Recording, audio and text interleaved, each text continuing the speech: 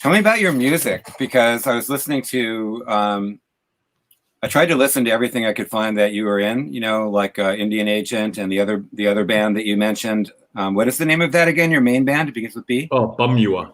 Bumyua.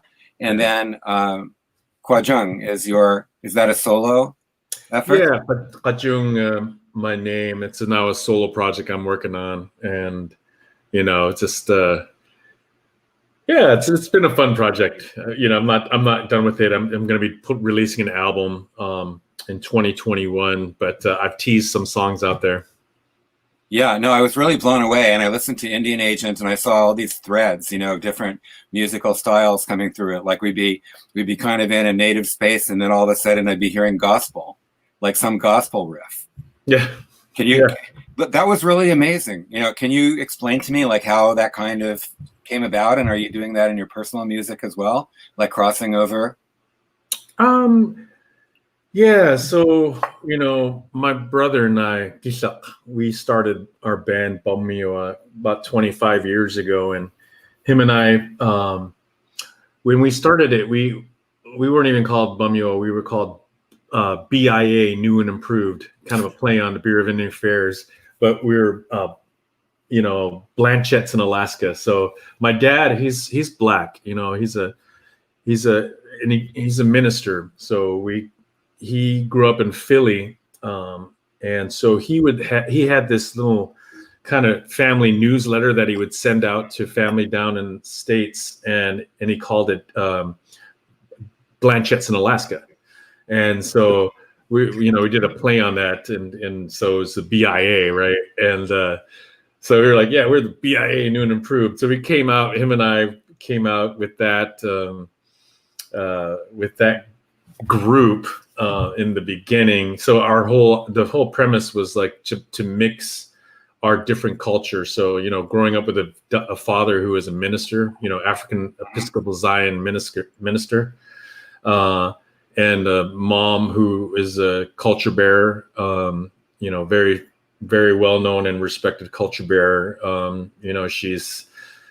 She's a teacher, she teaches in university language. She teaches a Yupik language.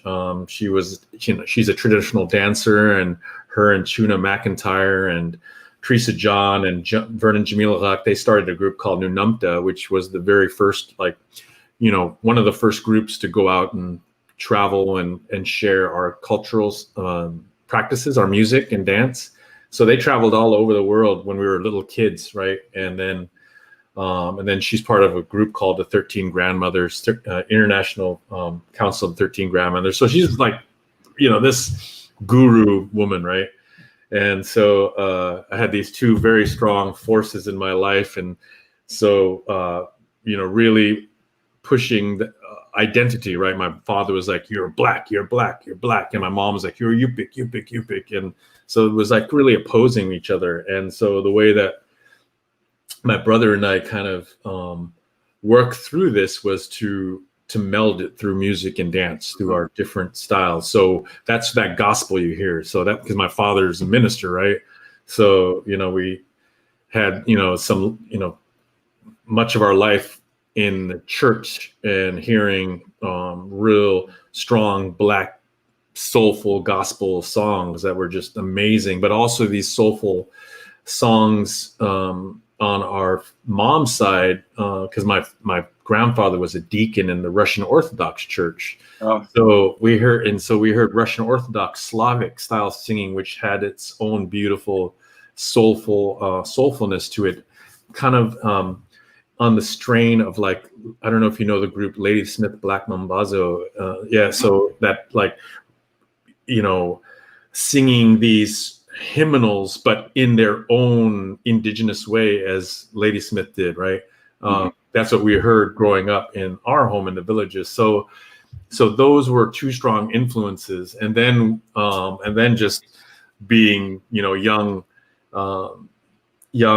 mixed black Inuit, we had our own musical or had our inspiration with the music, so I loved R&B and soul, right? I loved Stevie Wonder and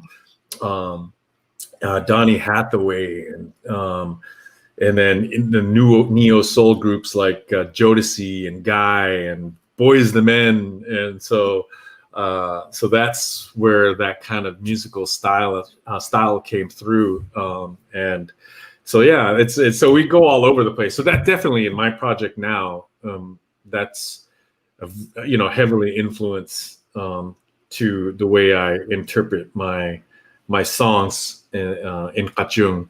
But these are, but there's also a lot of difference as well, because they're now, instead of 5-6 people putting in opinions on a project, because we have a big band, right?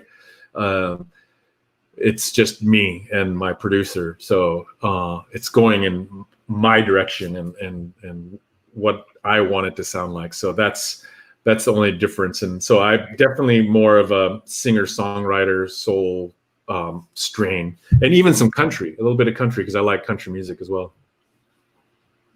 So when you record or when you work with your producer, is that in Anchorage, or are you doing this? Well, it was. Yeah. Yeah, it was until I moved to Juneau, and then the whole plan was to travel back and forth, because we do a lot of gigs in Anchorage. So, the plan was to